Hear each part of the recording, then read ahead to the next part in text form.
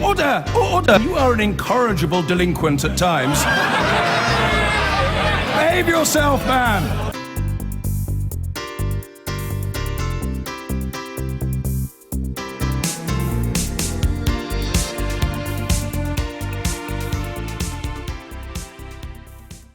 Now, what's the best way of dealing with Britain's drug problem? Stricter laws, better enforcement, or harsher sentences, perhaps? Well, our guest of the day, Nick Clegg, thinks not. In government, he was a big proponent of decriminalising drug use. Illegal. Voices No coming politician everywhere, who wants... but failed to persuade his Conservative cabinet colleagues that a change in the law was needed. Giles has been looking at the arguments. Giles. Oh, and now, of course, in British politics, it seemed we'd all agreed that cannabis and other drugs would and should be illegal. No politician who wanted office was going to seriously suggest changing that. Whenever they have, they've lost, and they've been told they must be off their heads. But has that changed? For a variety of reasons, countries like Uruguay, Portugal, and nearly half the states of America have relaxed their laws on cannabis at least, because they say total prohibition doesn't work. The intense attack on prohibition of cannabis over the last 30 years has led to a shift in the nature of cannabis. We no longer import balanced cannabis, which has a mixture of THC and cannabidiol, from Morocco or Lebanon. We've tended to resort to homegrown cannabis, where people have looked to get the maximum bang for their bucks. It's a chicken and egg argument about a plant. Does prohibition make underground drugs far stronger, open a gateway to experimentation with harder drugs?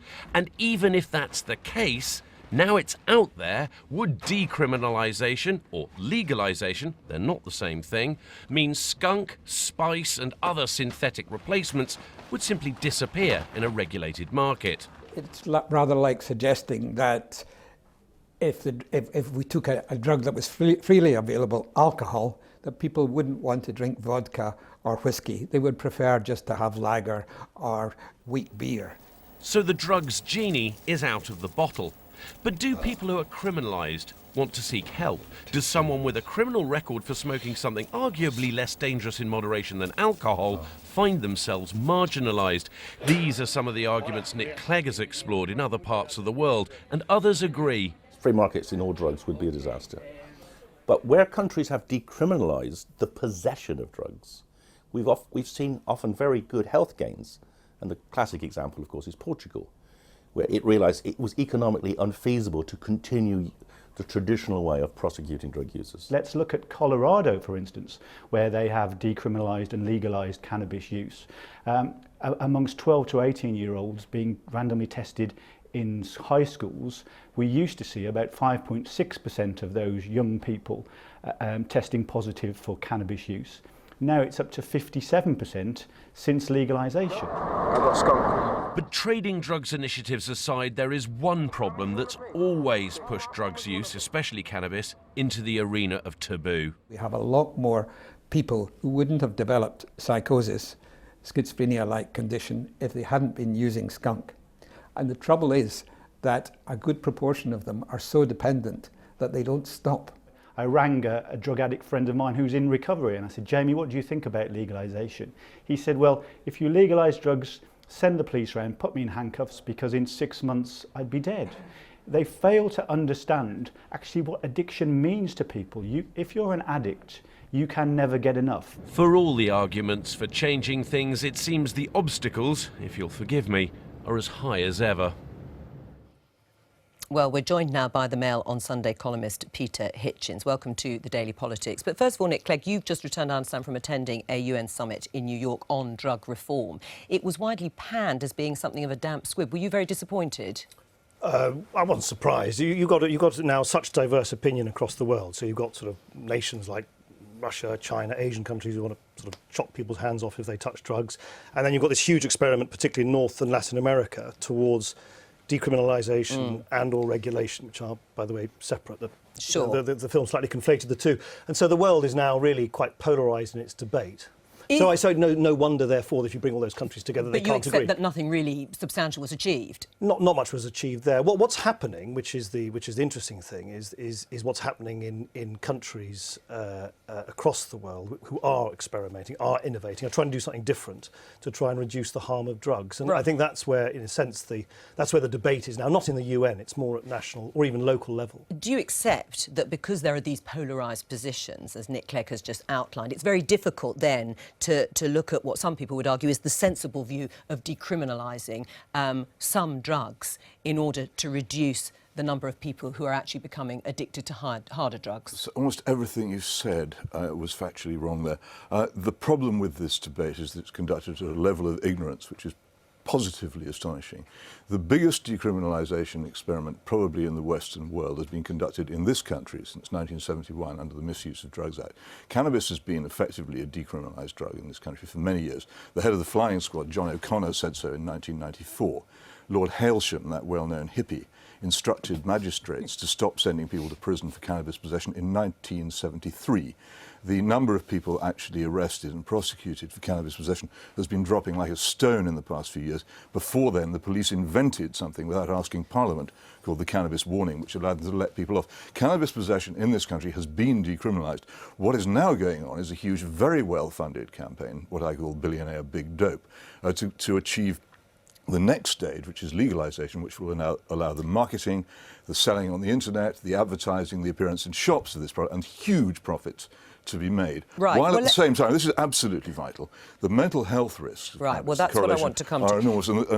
And Nick Clegg's party has been very rightly concerned about mental health and the way it's neglected. A huge contribution to mental illness in this country is made by the very drugs which he seeks to legalise. All right, well, let's, taking the point that, in your view, Peter Hitchens, there has been a sort of de facto decriminalisation. It's not my view, the facts are all available. But it's the view you've expressed. But hang on, to Mr. Clegg. let me get on to... contains them. If you read it, you'll have to stop saying everything you say, because everything you say is Well, right. don't say you don't get any gifts. Don't say you don't get any gifts on this programme. But in terms of the mental illness, because that is the big worry for people, that actually you can argue for decriminalisation, and we will cite statistics from countries like Portugal that have actually shown you can then remove the barriers to help addicts. But because of the nature of the skunk or the cannabis that is now being dealt, you are getting increasing numbers of young people suffering from schizophrenia. Why is your party still pushing that policy? So let's. I think Peter, bless him, just on completely the wrong footing. I don't think drugs. That drugs are bad for you, right? Sure. They cause harm. I'm a dad. I don't want my kids hooked on drugs. You have to reduce the harm of drugs. What you can't do, which is Peter and others, is somehow sort of wish it away and somehow think you can sort of prohibit drugs out of existence. They've been in existence for thousands of years. They will always be with us. So as a society, if you want to have a grown-up debate about this, you have to ask yourself why the war on drugs and the prohibitionist approach has not worked, and ask yourself, for instance, if you want to look at the evidence and the data, why is it that we've just had the highest rate of drug-related fatalities in this country, 3,500 people, drug-related deaths in 2014.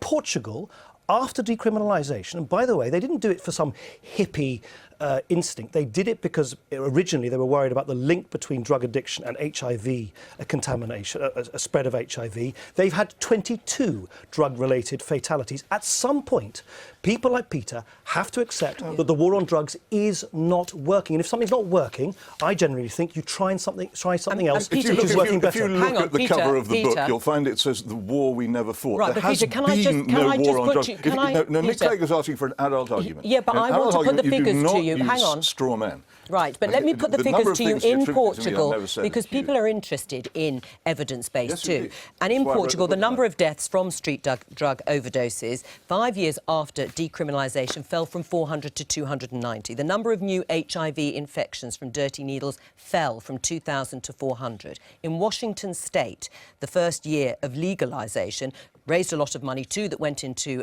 helping drug addicts, but marijuana-related convictions fell by 81% after the first year of decriminalisation. There are a mix of figures there. Well, but everything comes down from decriminalisation and legalisation. Let me just concentrate on the subject that I know about and that we can influence, which is what's going on in this country, which is the covert de jure, de facto decriminalisation of cannabis in this country. You need to look at the figures on arrests. In the past 5 years alone, the number of arrests for cannabis possession possession has halved. The head of Bristol Police said earlier on this week that they weren't bothering to arrest people for cannabis. Will you please stop pretending there's some kind of savage prohibitionary war? This country is involved in a huge decriminalisation experiment. All the things which you blame on prohibition are actually the result of this decriminalisation experiment, about which you appear not to know, though the figures are all available. No. Some of them obtained by you in parliamentary questions asked by you, so you ought to know. But if only people would actually discuss this, and I'm constantly told, let's discuss this factually. I wrote an entire book on this. It contains the details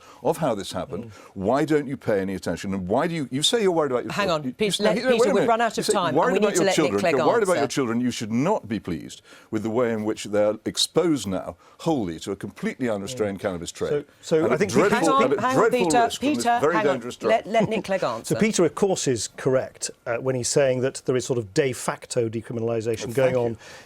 But it's not well, a very... I'm going to write that down and quote it. Well, hang on. It's not a very remarkable discovery. Everyone knows it. So in Durham... Well, they never say it, though. Well...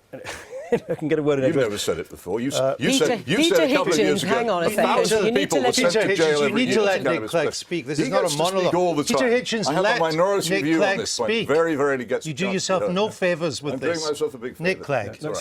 All I'm pointing out to Peter is his views are not actually particularly remarkable. Of course, there is de facto decriminalisation going on. The Chief Constable in Durham has made it quite clear that his police officers are not going to arrest people for the personal possession of cannabis. So actually, on that narrow point, I agree with Peter. Let's have a bit of honesty that decriminalisation is happening de facto. That's why in government I always said, let's just why not do what's right.